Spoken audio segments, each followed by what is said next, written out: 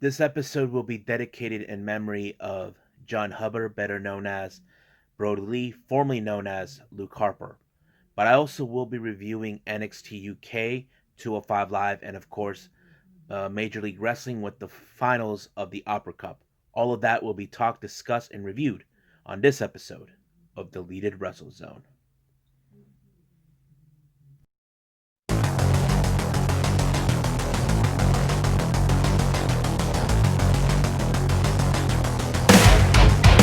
Are you ready? Get up, get up! Get up, get up! Get up, get up!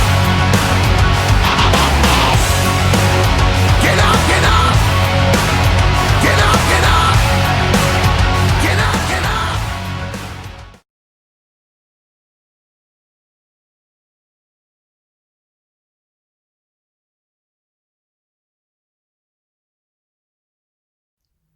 Hey everyone, welcome to Deleted Wrestle Zone, all things that is pro wrestling from AEW, NXT, New Japan Pro Wrestling, Impact Wrestling, the National Wrestling Alliance, many promotions, wrestlers, matches, and championships. I am your host, J Rod here. Now, I want to get this out of the way. I know that people are shocked over the shocking news of Brodie Lee passing away. I know there's been a lot of talk about that. I was when I saw this on Twitter this past Saturday. I was like, "What the hell?" And I went on Google to look it up.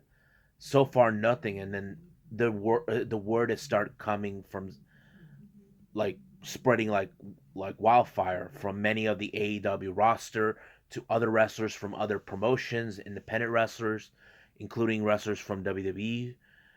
And hearing all of this about him, I never knew about. Like how much he was a good father and a husband, a great individual. Like for example, I saw this from Dax Dash from FTR. He said he can remember when he was on the road, and the one person to cheer him up the most was none other than John Hubbard. Brodie Lee / Luke Harper. He was the guy who always makes sure you have a smile on you, because that's what he does. He's always the kind of guy who leaves a smile when he sees you. And many people talk what a great person he is, a great father. There are those that say this is his way of life. His family, hockey, no, his family, wrestling, hockey, uh, crime podcasts or whatever, and subtle chaos. That's in order. That's how he lived his life. I mean, I can remember the first time I saw him when he was Luke Harper in WWE, part of the Wyatt family, and I thought, man, this guy's like a scary dude. He looks like a serial killer that's about to stalk you and kill you with a pickaxe or something. But I never heard him talk. But when I learned about more about him, I realized there is a reason why he hasn't talked. It's because if you know the stories, Vince McMahon wanted him to talk in a southern drawl. But the guy is from Rochester, New York. There is no way he could do a southern drawl talk, because they look more like the Wyatt family look like they came from the South or something, the southern swamps. And it makes a lot of sense. And hearing about how he was not being utilized, he even spoke out about how that whole debacle that took place in Saudi Arabia, where Vince took off, but majority of the wrestlers were still stuck in Saudi Arabia because of this controversy that Vince got himself into. Now I know a lot of people were saying that his career in AEW was, how do I say this? It was so impressive because his life was cut too short. I feel his career with AEW was kicking off so well. I mean, seeing this guy who was this huge behemoth, and the way he presented himself as this corporate executive, but from what I understand, he said he wanted to look more like something out of a mafia. It makes perfect sense because people misinterpret that, oh, he's pretending to be Vince McMahon. And of course, with him and the Dark Order, it was like, wow, it's pretty cool. And if you've seen the BTE stuff, that is so hilarious. It put them on the map for fans to appreciate Dark Order, to give them a platform, like saying, "Oh, we're going to expose this." And Brandon Cutler said this on his Twitter page that he had a blast filming all the BTE stuff with the Dark Order, and I feel like he left something behind. Like, you get to see a creative side of him that many of us never got the chance to see to do in WWE. But for him to do that, it's so incredible. And I did see the tweets that were the messages that, like, a statement leaving from his wife. I mean, I know she is so hurtful about losing not only a loving husband, a loving father, but a friend, a partner, someone who loved her so much. And it's so sad, and I pray for her that she finds the strength to get through this. And many of us as fans, we ask ourselves, how would Bray Wyatt and Eric Rowan, two of the guys who changed the game when they had the thing with the Wyatt family, came about?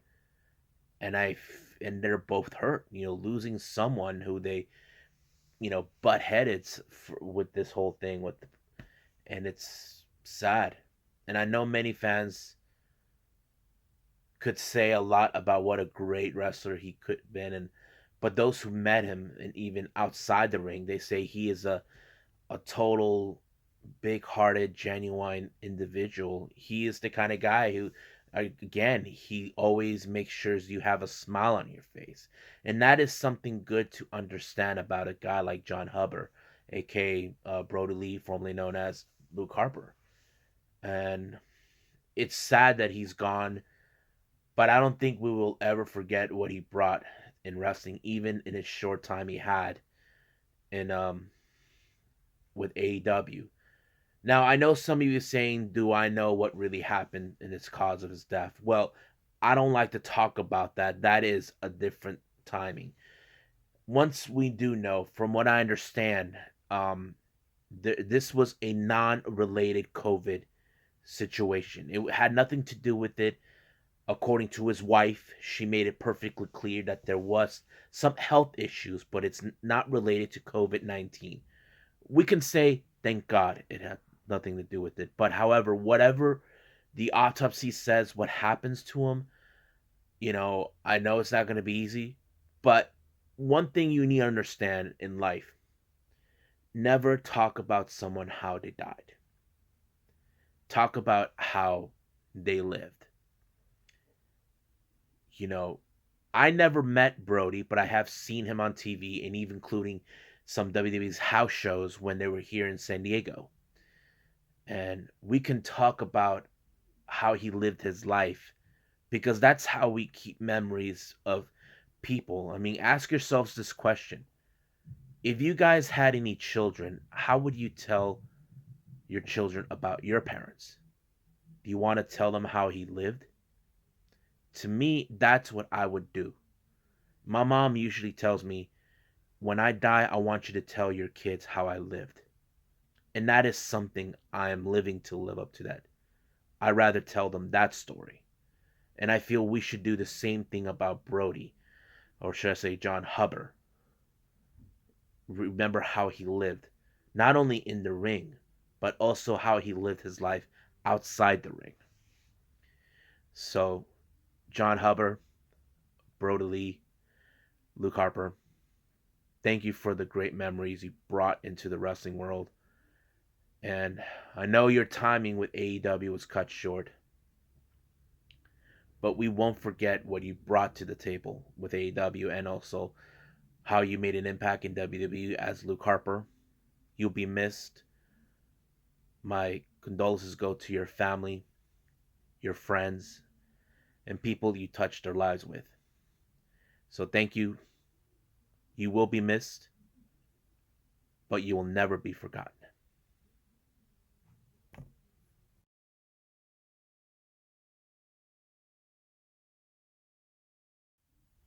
Okay, so I got that out of the way. Let's talk about Major League Wrestling. As you know, this one was the finals for the Opera Cup tournament. Uh, it was between Low Key and Filthy Tom Lawler. Now, before we get to that, that was the main event. There's a lot of things that took place throughout this entire episode of MLW Fusion. They introduced this brand new tag team called the Dirty Blondes with this one from Colonel Sanders or whoever he is, this manager type person. I don't know who he is, but he has these guys making an impact. They were facing against Ariel Dominguez and Daniel Starling. Now, this is more of those squash matches where you see, okay, they're making a bigger play. But these guys, the Dirty Blondes, won their match because they meant business. That is something that they're doing. But however, they spoke out to MLW saying that they want a chance to face the current MLW World Tag Team Champions, the Von Erichs. And frankly, it did happen. They're going to face them at the Kings of Colosseum. But however, it did reveal La Parca and his sons are not happy that MLW gave the tag team opportunity to the Dirty Blondes. Now, they were talking in Spanish, but they were saying, I can't believe that MLW are giving the tag team title shot to a bunch of fat pigs. And I thought it was so funny. But LA Park has been upset, reminding them, I was there with you guys when you first started. And if you guys don't do something about this, bye bye. So he's giving them an ultimatum saying that you guys gave those opportunities to them, but not to us. So he's saying you guys really, really messed up. So, in a way, MLW has to do what they can to please everyone. But now it appears. Now, could there be a likely scenario with them in a triple threat? There is. But however, how would you introduce it? How would you play it out? I don't know. But I'm kind of interesting to see what happens next. Now, it's already been revealed for the Kings of the Colosseum that Alex Hammerstone, the current MLW National Openweight Champion, will put his title on the line against contract units, the Black Hand, Mads Kruger. Now, ever since Mads Kruger first made an impact, I love the rivalry, how it is. You got these two giants. One guy who decided, I'm going to make a play against Jacob Fatu for the MLW World Heavyweight title. And then he's attacked by some masked figure trying to prove a point. And when he was out for a couple weeks, he comes back, and all of a sudden we get into a brawl. And they decided, you know what, they're going to save it, and they're going to put the National Openweight title on the line. So that is what we're going to see. And Hammerstone had a lot to say. Now, he did understand that, okay, look, we did help MLW get rid of Country out of their office, and now they're allowing them to do whatever they want. So basically he's starting to question what is going on here. As you know, MLW's been put in a rock and a hard place with Contra units threats ever since they took over the office during the time of the pandemic. And I thought it was a great story how they're going with it. So that is going to happen soon enough. Now, speaking of Kings of the Colosseum, we are well aware that the MLW World Middleweight title will be on the line, with Myron Reed putting his title on the line against Leo Rush. Now, Myron Reed has made it perfectly clear he's the ultimate GOAT. He's been demanding to face Leo Rush. But however, Leo Rush already made perfectly clear, you don't make the shots, Myron Reed. I do. So let's do this in the Kings of Colosseum. So Myron Reed, it's like saying, you're ducking me, but he had like a thought of it, saying, you know what? I would have done the same thing too.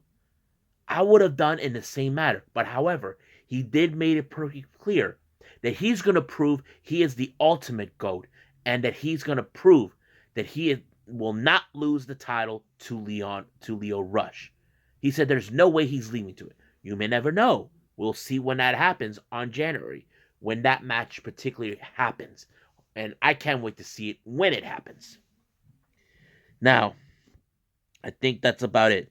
Let's jump in with the Opera Cup tournament final between Loki and Tom Lawler. Now, this match, there were really factors they fit in. As you know, Lawler has his team with him, Team Filthy, always by his side. Kevin Koo and Dominic Garrini by his side. Now, Loki didn't have anybody except all of a sudden he had the support of none other than Tom Lawler's former friends, now rivals, the Von Erichs. They decided to stick by Loki because he needs people to support him. But this match was so good.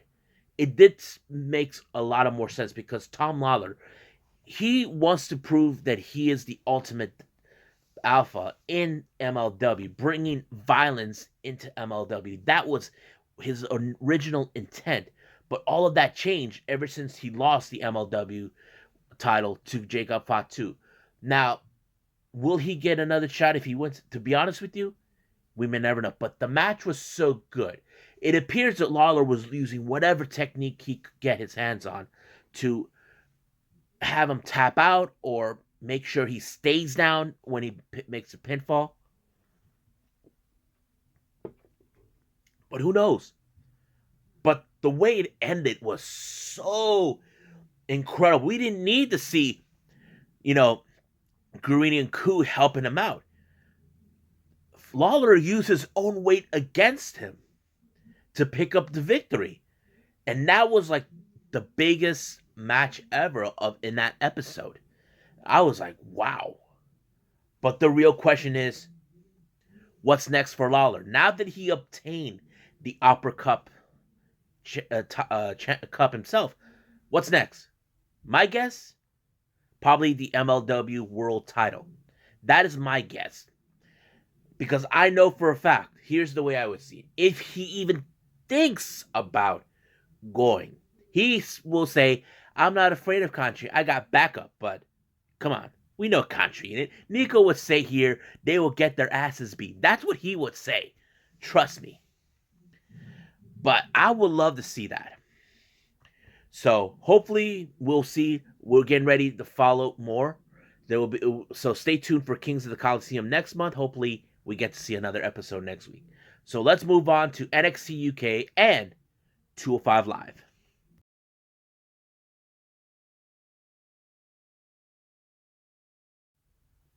All right, so we got two events from WWE, NXT UK and 205 Live. Now let's get NXT UK out of the way. There was not a lot of matches that they throw in, but they throw in their sort of the best matches they have. Now, the first match they showed dates back all the way earlier this year with the Dusty Rhodes Classic. Yes, the tag team tournament that happened. The match they throw in is the one with Pete Dunne teaming up with Matt Riddle when they were known as the Broserweights, facing off against the NXT UK, former NXT UK tag team champions, Mark Andrews and Flash Morgan Webster. Now, that was one of those matches, part of the first round, and it was so good. Now, I didn't know who these guys were, but I became a fan of Andrews and Webster because they both have different personalities. And I'm like thinking, why they don't have a tag team name? But I have to say, it worked. And that's how I enjoyed seeing who these guys are. And I think this was the match that introduced me to them. But as for the Broserweights, who could forget? I love those matches a lot, but it was a really good match. But if you guys case forgotten who won that match, of course it was the Broserweights. So they advanced. So that was one of the biggest matches. Now, throughout the entire episode, the entire NXT UK roster were giving their holiday cheers. Nina Samuel saying everyone's going to have a holiday cheers except for Xia Brookside. So basically all of this and that. So everybody would throw in it, But however, there is one person who had something to say, and that is Ginny, who believes that 2021 will be her year. As you know, she's in a feud with Piper Nevins. As you know, she had issues with Piper Nevins because she is tired of her getting opportunities for the NXT UK Women's Championship. So she feels that it should be her obtaining it, but the one thing that's in her way is Piper Nevins. So we'll see what happens. Now, the next match they put in as a part of their best of is NXT Takeover Blackpool 2. This one was for the NXT UK Championship, which is between Joe Coffey as the challenger and, of course, Walter. So we got two leaders from two different stable factions. Coffey as the leader of Gallus and Walter the leader of Imperium. Now, this was one of those good matches I did enjoy when I saw. You see, when NXT Takeover Blackpool was one of the reasons that I actually enjoyed it because it introduced me more to them because of their environment, how they have people cheering and all that. This is one of those events introduced me more because I wasn't following NXT UK at the time, but now following them today, it helped me to be more open minded. And you probably ask yourselves, would I feel the same way about India? I don't know.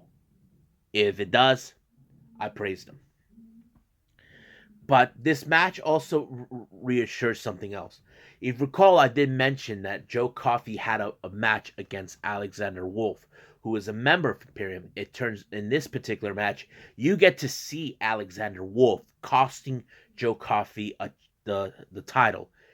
So this is like one of those things that explains the story a lot to him. So if you guys would love to see that, then go back to it. Even you can see it on the network when they do this. So hope you guys enjoy. Now let's jump in with 205 Live. The first match is one member from each of the tag teams. We have Chase Parker from Everrise, being accompanied by his partner Matt Bartel, facing off against Savir Singh of the Bollywood Boys, along with his brother Sunal, I think that's his name.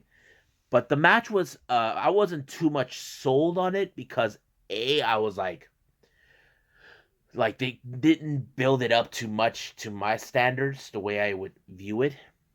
I mean, don't get me wrong, the rivalry between these two is kind of interesting, but however, I feel like they could have built it up more, but they didn't. But it did show a little bit more of Everrise being that team that's being cocky, saying they rule. They don't care what people have to say, even if their people are not paying attention. That is one of the things I did saw. But however, it is Chase Parker who won the match and making a statement that Everrise does rule. Now we do see a little video package was sent by Kurt Stallion. As you know, a few weeks back or a month back or however I recall, he was supposed to face Santos Escobar for the NXT Cruiserweight title, but this time he made it perfectly clear that 2021 will be his year where he will obtain that title. Santos Escobar doesn't want no piece of him, but he has to face him one way or the other. So we don't know when will that happen, but hopefully it does. Now for the main event. Speaking of Santos Escobar, his little protege or lackey or guinea pig, Raul Mendoza was in the match against Mansoor. Now this is one of those matches where you have to pay attention to Mansoor. He is coming from Saudi Arabia. He is one of the sensations down there. And you get to see, he could be a bright star in the cruiserweight division. And I have to say, we could see that most likely. Like, could he be a potential fit to dethrone Santos Escobar? I'm not sure. But the match was so good, it did show like Raul Mendoza was determined to do Santos Escobar bidding. But however, wasn't enough to take him out. The answer to that question is no. So Mansoor won and made a hell of an impression. And I would love to see him face Santos Escobar for the Cruiserweight title. So, but however, I'm still waiting on Jordan Devlin to prove that he is the one true Cruiserweight champion. And I'm hoping for that to happen. Now, I think I might have keeping this episode for all of you guys short. As you know, I'm still reviewing more wrestling events. I did watch the latest Pro Wrestling Noah event. I got the Stardust, and of course there's this new Japanese show that I heard of and seen, but it's the full one is DDT DDT Pro Wrestling Japan. Their event called Christmas Final Battle or something like that. But I'm more interested in that. So I will review 4 shows, 2 from Stardom, 1 from Pro Wrestling Noah, 1 from DDT. So all of that will be the next episode. And then we'll review more other episodes in the upcoming weeks or so. We got the ones in that war this week, and I think that's pretty much it. So I hope you guys enjoyed this episode. Me talking about uh, John Hubbard, aka Brodie Leaf, formerly known as Luke Harper, and reviewing MLW, NXT UK, and 205 Live. So, for now, I must bid all of you guys adieu. So, goodbye, mwah, and have a nice day. Bang!